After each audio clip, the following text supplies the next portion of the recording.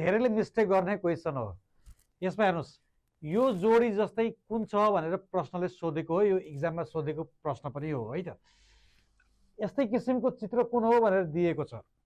अधिकांश साथीहरूले, तपाईँहरूले मलाई लाग्छ यसमा के गर्नुभयो भन्दाखेरि 4वटा कोठा छ, यता एउटा कोठा छ, त्यस्तै भएको कुन हो भनेर ए लगाउनु भएको छ। एक भने गलत हो है त, यो एन्सर होइन। किन होइन त्यसको पछाडिको रिजन छ।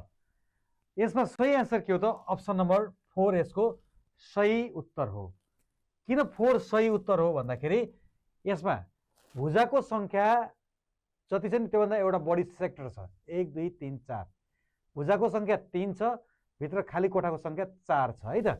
यसमा हेर्नु त 1 2 3 4 5 6वटा भुजा छ, भित्र 1 2 3 4 5 6, 5वटा भुजा छ, 6वटा सेक्टर छ।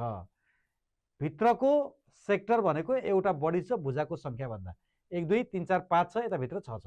लजिक चाहिँ यो हो है त। यसको बारेमा मैले फुल भिडियो हाम्रो युट्युब च्यानल लोकसेवा अड्डामा राखेको छु, हेर्न नभुल्नु होला है त। यो किन भएन भन्दाखेरि, यो वाला अप्सन किन होइन भन्दाखेरि यसको सेप हेर्नु त, सबैको सेप एउटै किसिमको हुनुपर्छ भनेको छ। स्न्याप रुल भनेर मैले पढाएको छु। यसमा सेप बिग्रिहाल्यो। हेर्नु त, माथि माथि त्रिभुज छ, तल तल के भयो त क्वाड्रिलेटर भयो। त्यो दुईटा चाहिँ है, माथि त्रिभुज भयो खालि, तर एउटै किसिमको सिमिलर सेप छ नि यसमा। हो, यसमा बरु मिल्छ, सिमिलर सेपहरू छन्।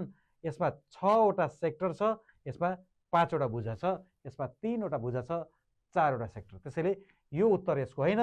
यसको सही उत्तर के हो त? अप्सन नम्बर 4 यसको सही उत्तर हो। गजब ट्रिक कस्तो लाग्यो कमेन्ट सेक्सनमा कमेन्ट पनि गरिदिनु है त। हस्, धन्यवाद।